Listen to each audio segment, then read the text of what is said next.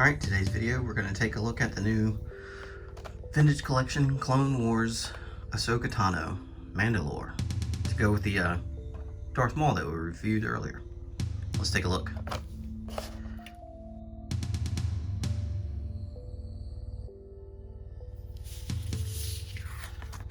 Okay, your typical Hasbro Vintage Collection card back, showing the other figures in the wave and a few previous on the back.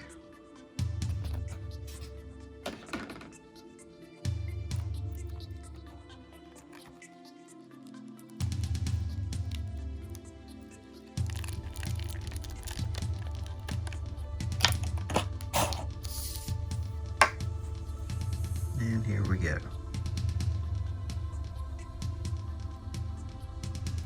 So you got your ball joint shoulder here, which I don't know if you can see there, but it's sticking out a little bit, and it gives it a really nice range of motion.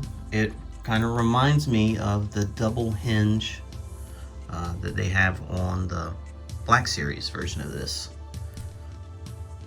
Double ball joint head, ball joint ab section, ball joint hip, rotating thigh, and the knee, which I almost bent in the wrong direction there, and the awesome new ankles that they've been doing. You also got your elbow and the wrist. All right, so for accessories, obviously she's going to come with her two lightsabers. You have the long version and the short version, and of course they are blue because Anakin improved them. And let's see how they fit.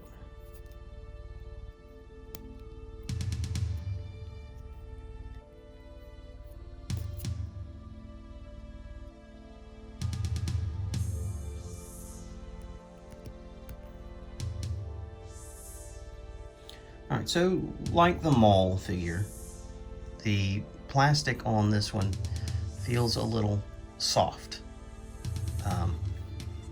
very pliable, but the hands do grip the saber hilts very well.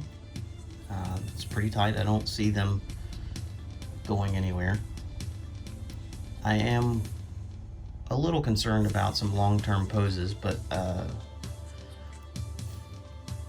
it's mainly in the shin area that concerns me, that over time it may kind of warp a little, but I don't think it's that bad. The skirt here, though, is very soft and is not going to hinder any dynamic poses in any way. And speaking of poses, you can obviously get her in some really dynamic poses due to this the articulation that they've been putting into these figures lately.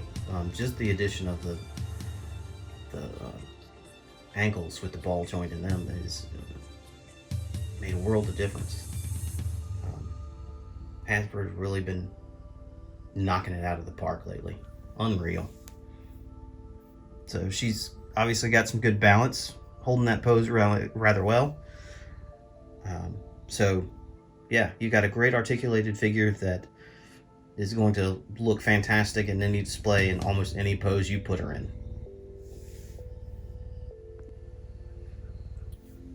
As with other recent releases, I really like what they're doing with the paint apps. The face looks fantastic. You know, the detailing on the body itself is good too, but that's where they're really putting the emphasis on this new real paint technology, or whatever they call it. It just looks really good. They've honestly just been stepping up the game on the 3 3/4, and it's showing.